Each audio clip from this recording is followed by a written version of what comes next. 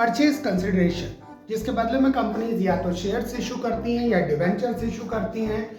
इससे related videos को मैंने पहले भी बनाया हुआ है, आप डिस्क्रिप्शन बॉक्स में जाके उसके लिंक पे क्लिक करके उसको देख सकते हैं।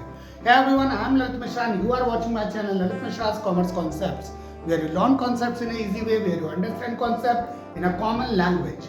तो आज की इस क्लास में हम लोग बात करने जा रहे हैं कि परचेज कंसिडरेशन के क्वेश्चन में जर्नल एंट्रीज को हम लोग किस तरह से इजी वे में पास कर सकते हैं।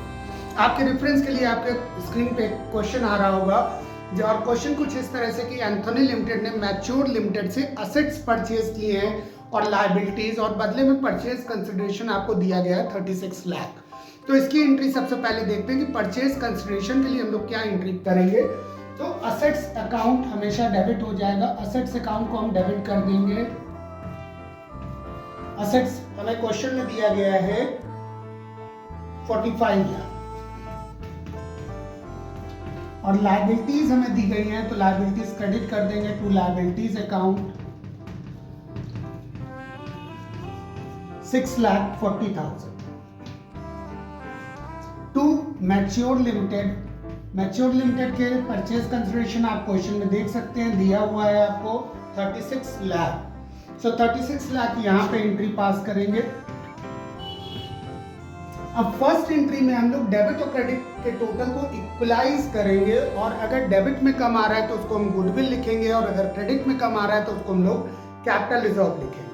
अब जरा आप इस पे एंट्री को देख के आप देखो कि इसमें डेबिट साइड कम है या क्रेडिट साइड कम है। डेबिट क्रेडिट साइड में आ रहा है 42,40,000, जबकि डेबिट साइड में है 45 लाख। इसका मतलब जो डिफरेंस आ रहा है that will be in credit side, और डेबिट में अगर कम होता है तो हम गुडविल लिखते हैं, क्रेडिट में कम है यहाँ पर हम लिखेंगे कैपिटल रिजर्व अकाउंट।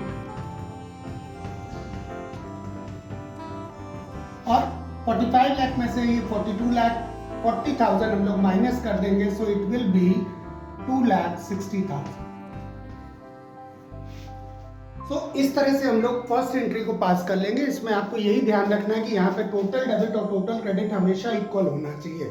डेबिट में अगर कम है तो गुडविल लिखेंगे हम बैलेंसिंग फिगर को, और अगर क्रेडिट में कम है तो उसी को हम कैपिटल रिजर्व लिखेंगे।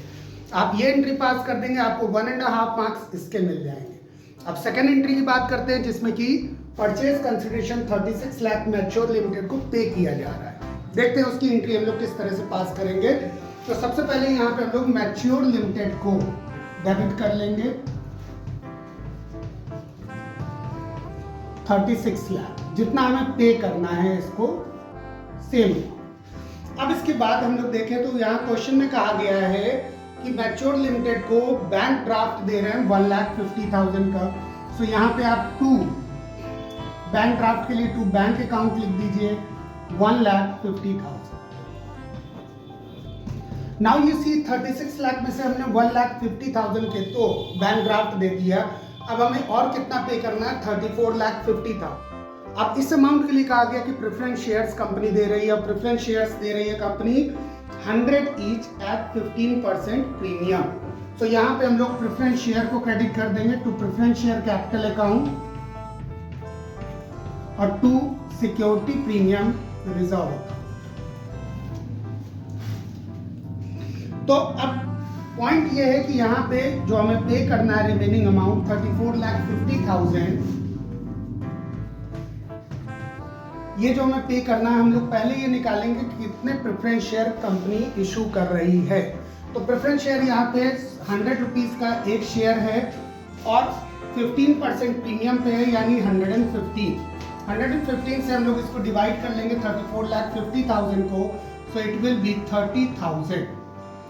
अब यहाँ पे हम यही अमाउंट 30,000 से कर देंगे 30,000 इंटू 100, सो 30 लाख ये हो गया, और 30,000 इंटू 15, सो 4,50,000 ये हो गया। और इस तरह से हम लोग इस क्वेश्चन को सॉल्व करेंगे। तो ऐसे क्वेश्चन को सॉल्व करने के लिए आपको सिर्फ ये नंबर ऑफ शेयर्स या डिवेंचर्स यहाँ पे होता तो नंबर ऑफ डिवेंचर्स ये आपको निकालना होगा 1 डिवेंचर या 1 शेयर की वैल्यू लेके। होप सब लोग को समझ में आ गया होगा। मिलते हैं नेक्स्ट वीडियो में एक नए कॉन्सेप्ट के साथ। All the best.